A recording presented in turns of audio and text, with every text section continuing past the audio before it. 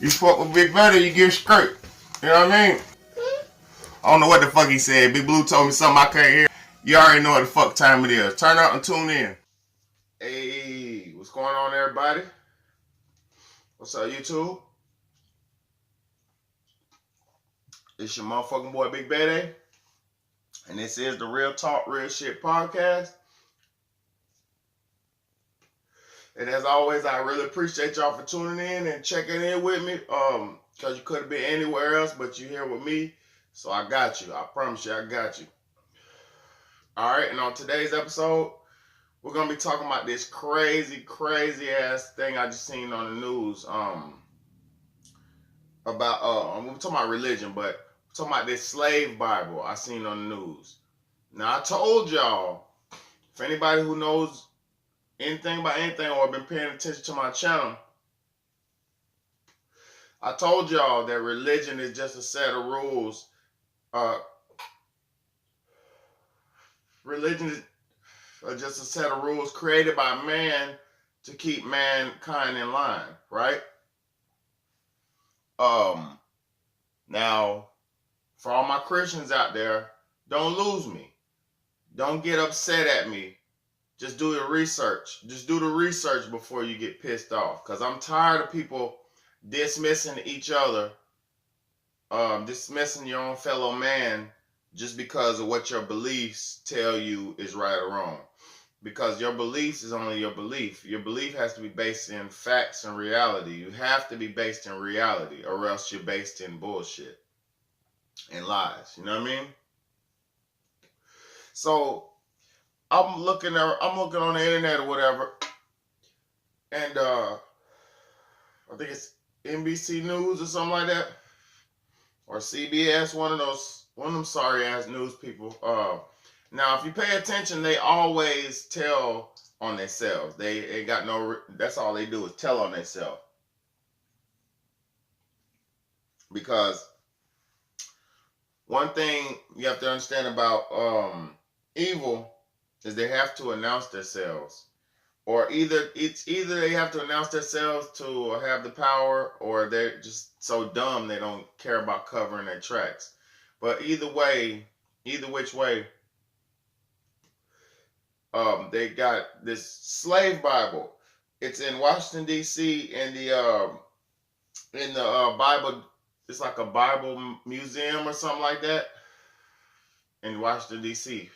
And I'm gonna attach the video. There's 2 minute video attached to right after I tell you what's going on, so you can see it for your own eyes, and so you won't just take my word for it. Even though you should take my word, because I'm not sitting here for my own good, and I did my research.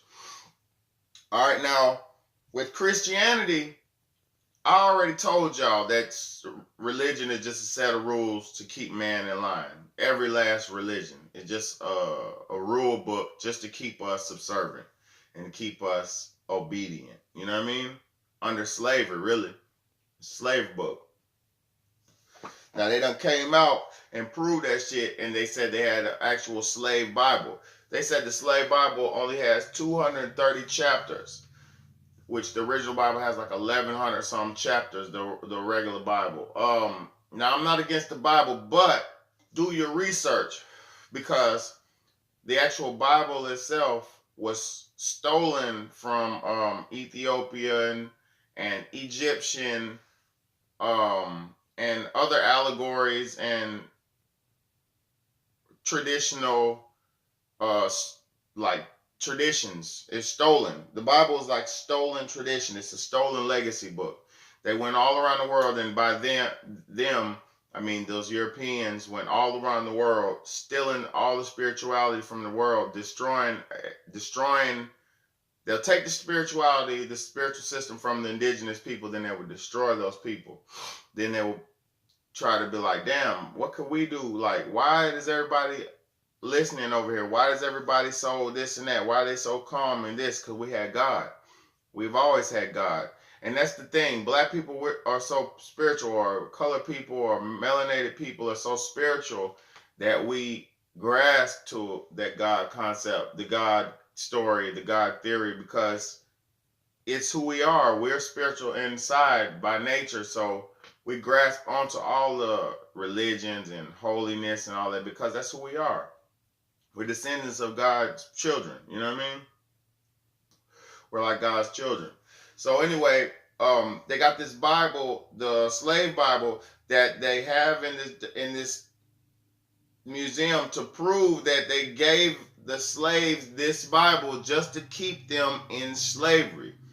So that right there alone proves that Christianity was a tool that was used against black people, against melanated people, against African people, against the indigenous people, against the original people. It was a tool used, a weapon. The Bible was a weapon used to enslave us, to enslave our minds and our spirits. And it worked. It worked all up until to this day. Like nowadays, and I'm not nobody down in Christians or bashing Christians because the Christians are going through enough as it is. Like around the world, the thing is, I want y'all to understand is religion doesn't have, the Christian religion or all the religions don't have the same power that they had back in the day. See, now we got all this bullshit like social media and all these media outlets, so where people could spread different messages, and so like, or spread the truth actually. So like all those lies and stories and fables that were once told to pass traditions and keep things going the same certain ways don't work anymore, because we don't pass stuff on by word of mouth and ear as much anymore. We pass stuff on through media, through digital screen, through radio waves. We pass things. It's so many ways to connect with people. It's too many ways to connect with people nowadays. So with that being said, we kind of understand that religion doesn't hold the same amount of power that it used to, because people, you know, we talk too much now. We know too much. The information is everywhere. So if you do your research and do your history on the Bible, you would know that the Bible was written in 325 AD. In the Nicaea Conference, they got together all those people like Shakespeare and all those great poets and great writers and great authors, because there's nothing but metaphorical, poetic type of book. The Bible, the Holy Bible, the one that everybody is under nowadays, it's like the greatest story ever told. It's like the greatest fable ever told, with truth wrapped into it and God's words wrapped into it, stolen words wrapped into it. So it's like it got people fucked up. So with this other, what I'm about to show you with the video, because I'm gonna go ahead and shut up so y'all can see the video. But what I want to show you is pay attention to the fact that on this video, there's behind the Bible, it's a piece of paper that says illuminated documents. There's pay attention to the fact that they said they only gave you they said they took away 90% of man, just watch the video and understand that Christianity was a tool of slavery to control us, to make us slaves, to keep us in slavery. Even after we're free physically, we're still enslaved mentally because of this system they put on us. Y'all check out this video. I'm not religious hating. I'm not hating on nobody's religion, but all the religions are bullshit, because if you're sound enough from within, you would know the right things to do to not hurt, to make the world a better place. You get what I'm saying? You don't need a religion to tell you how to live your life. Because if you know that shit from a baby. You wake up and you're hungry. It's too hot, it's hot. If it's cold, you put something on. I mean, this is simple things. We don't need nobody to dictate our lives. You know, we gotta think for ourselves in these times. We gotta use our own minds. But I love y'all. I appreciate all my new subscribers. I see y'all coming in by the day. I really appreciate y'all. And this shit it's genuine what I'm doing. I'm not playing with nobody. I'm not trying to gain or lie to you or anything. But y'all check out this video. It's your motherfucking boy Big Bad, and this is the Real Talk Real Shit podcast. Inside Washington's Museum of the Bible, a single volume that is like no other. The so-called Slave Bible, remarkable not for what's in it, but for what's not. So about 90% of the Old Testament's been removed and about 50% of the New Testament's been removed. To put it another way, a normal King James Version has 1,189 chapters in it. The Slave Bible has only 232. Missing are chapters and verses that might have encouraged uprisings. Book of Exodus, redacted. No story of Moses demanding Pharaoh, "Let my people go." Gone is Galatians, and the verse, "There is neither bond nor free, for ye are all one in Christ Jesus." And no Jeremiah, "Woe unto him that useth his neighbor's service without wages." What they've left in are verses such as Ephesians 6:5, which is the famous verse, "Slaves, be obedient to your master." Looking at this Bible, it's hard to tell that anything's been taken out of it. That's correct. I mean, it looks like a normal book. For many enslaved Africans, this would have been the first time they were exposed to the Bible. A Bible selectively edited to instill obedience, using religion to underpin the horror of slavery.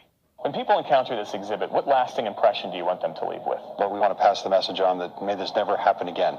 The Bible itself is a whole book. It's not one that you get to carve up and use this piece or that piece. The slave Bible designed to repress rebellion, but it didn't work. Enslaved people in the Caribbean constantly fought against slavery until emancipation. I think it's very relevant to understand our history, not just American history, but our African American history, our roots and how we got to this point. A dark chapter in the history of the good book. Jeff Bennett, NBC News, Washington. Hey, NBC News.